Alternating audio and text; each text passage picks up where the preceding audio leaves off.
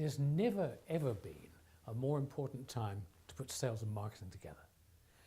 The customer base is changing, media are changing, the way we communicate with customers is altering, the customer expectation is changing. All of these things are altering the rules of everything. So there's never been a more important time for a company to use its resources in a focused kind of way to create value for customers. In the UK, we have an opportunity right now. The idea of sales professionalism is something that's been tried for well over 100 years. Every 30 years or so, someone says, we ought to make selling more professional.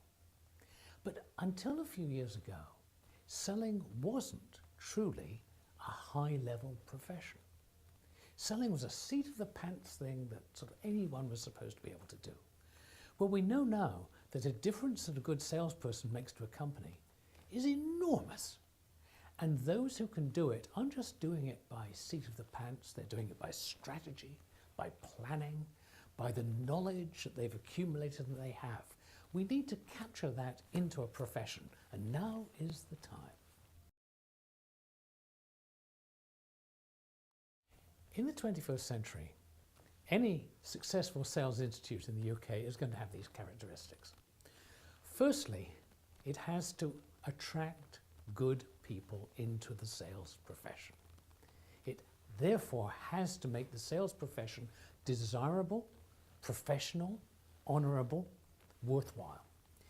For those who are already there, it needs to give them help, support, encouragement, and professional development.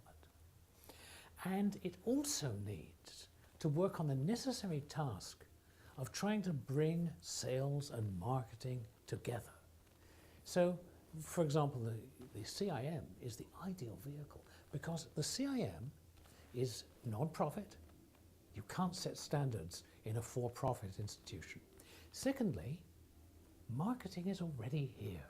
And increasingly we're going to see much more of a dissolving of the boundary between marketing and sales. And the time is ripe. Every profession has a professional body. It's almost what defines it.